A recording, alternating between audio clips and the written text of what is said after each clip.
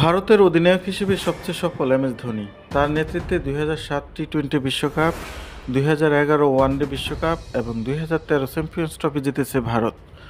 ধোনির পর মাঝে লম্বা সময় শিরোপার স্বাদ পায়নি ভারত।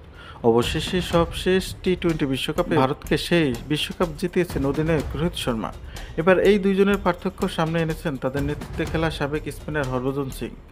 সম্প্রতি এক পডকাস্টে অংশ নিয়ে রোহিত ও ধোনির নেতৃত্বে নিয়ে কথা বলেছেন হরভজন। সেখানেই তিনি জানিয়েছেন রোহিতের সঙ্গে ধোনির পার্থক্য কোথায়। ধোনি ও রোহিতের নেতৃত্বে নিয়ে হরভজন বলেন, ধোনি এবং রোহিত সম্পূর্ণ ভিন্ন নেতা। এমএস ধোনি কখনোই কোনো খেলোয়াড়দের কাছে যাবেন না এবং তাকে জিজ্ঞেস করবেন আপনার কী দরকার। তিনি আপনাকে আপনার ভুল থেকে শিখতে দেবেন।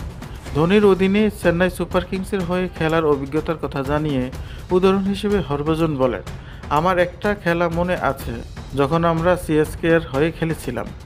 এমএস ধোনি কিপিং করেছিল এবং আমি শর্ট ফাইন লেগে ফিল্ডিং করেছিলাম। শার্দুল ঠাকুর বোলিং করেছিল এবং প্রথম বলেই কেন উইলিয়ামস তাকে 4 মেরেছিলেন। পরের বলে একই ফলাফল। আমি ধোনির কাছে গিয়েছিলাম এবং তাকে বলেছিলাম যে সে যেন শার্দুলকে ভিন্ন কিছু চেষ্টা করতে বলে। এমএস ধোনি উত্তর দিয়েছিলেন, পাজি, যদি আমি আজ তাকে বলি তাহলে সে কখনোই শিখব না। তার চিন্তার কারণ, ওকে মার খেতে দিন, সে নিজেই শিখবে। এটি এমএস ধোনির কৌশল ছিল।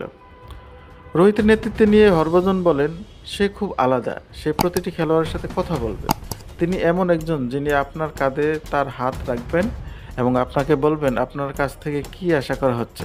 তিনি আপনাকে সেই শক্তি দেবেন, হ্যাঁ আপনি এটি করতে পারেন। তিনি প্রায় 13 বছর ধরে মুম্বাই ইন্ডিয়ান্সের নেতৃত্বে দিয়েছিলেন এবং তারপর ভারতকে নেতৃত্ব দিয়েছিলেন। অভিজ্ঞতাটি কাজে এসেছে।